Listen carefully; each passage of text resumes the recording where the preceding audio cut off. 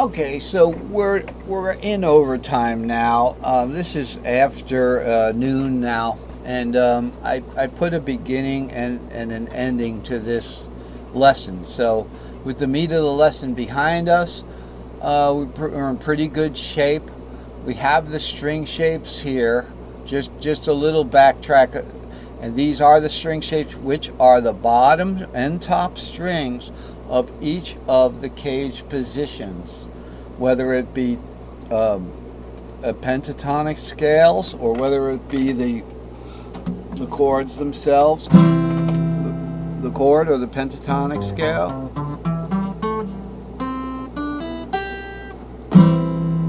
and then the A shape.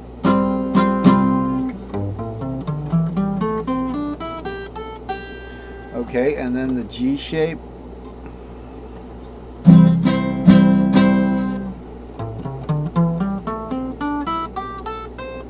and the E shape. So the and the D shape.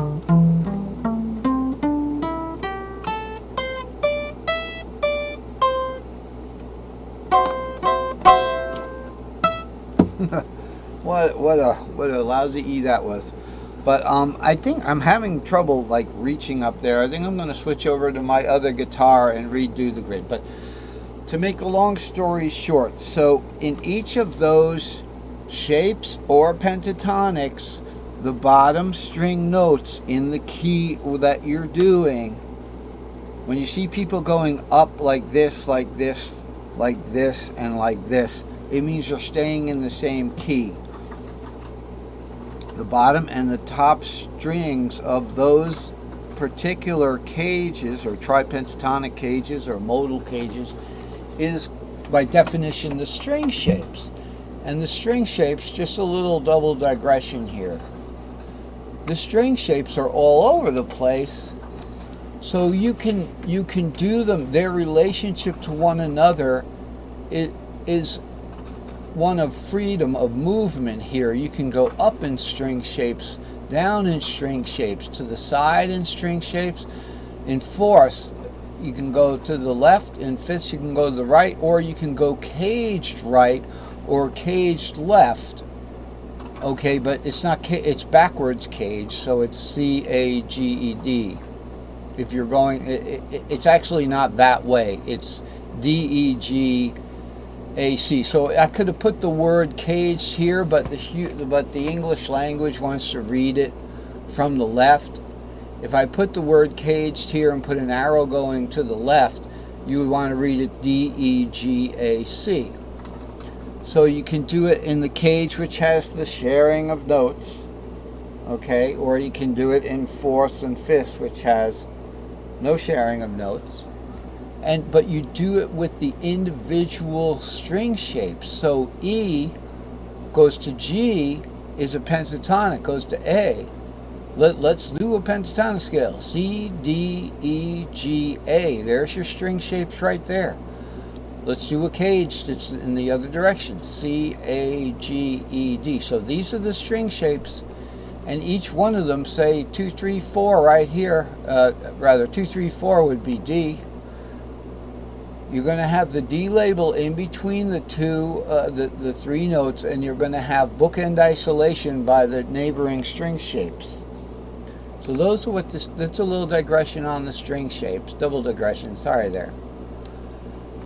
Now I want to talk about, and we did talk about the whole step interval, and how we now have an additional degree of freedom, which is diagonally with the caged ladder.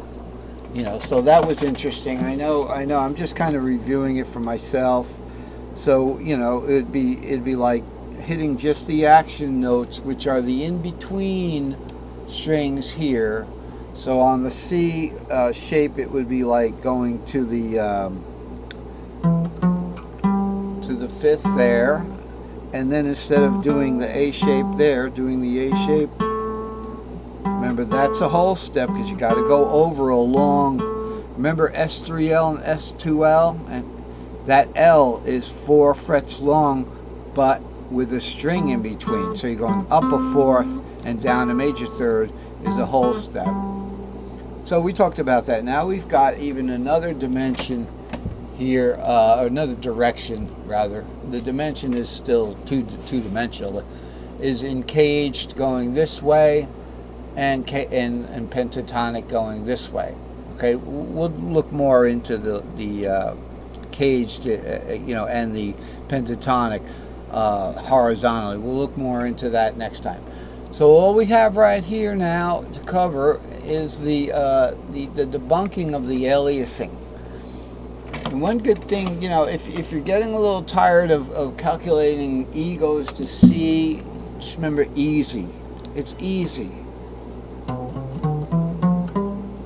So once you've done 2 halves to a whole, so it's 7 root 2 is half to whole, 3, 4, 5 half to whole. Then it switches over to whole to half.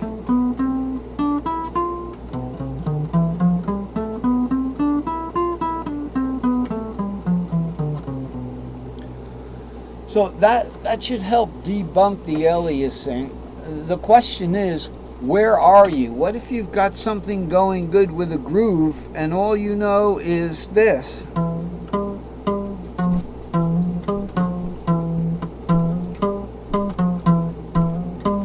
And someone's playing.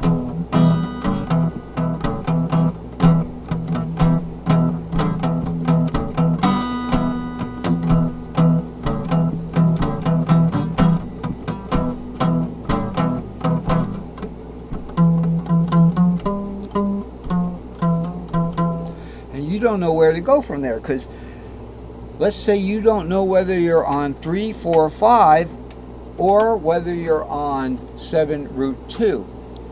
Okay, so that's where it comes into play to know which note you are on, and that's where this comes into if you have this knowledge. And we're going to finish up with, there's 2 ways to do this. One is, if you know you're on the 3rd, okay, if somebody says, all right, I'm going to play an A minor thing, key of C, not A minor, E minor. See, I can't even get it straight. So it's E minor to D, right?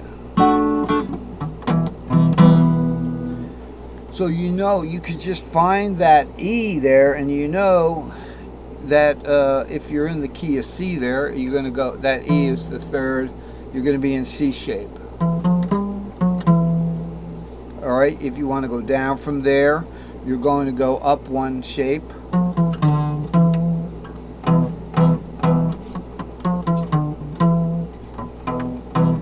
Now it's interesting, if it's going to this D major here, guess what?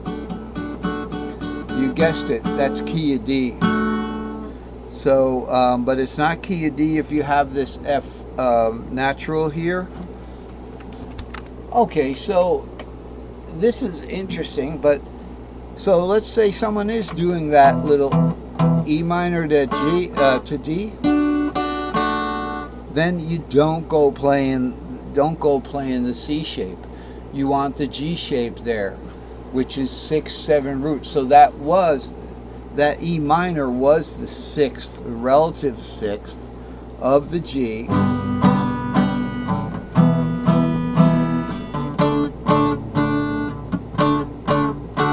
Okay, so you want to play a G shape there.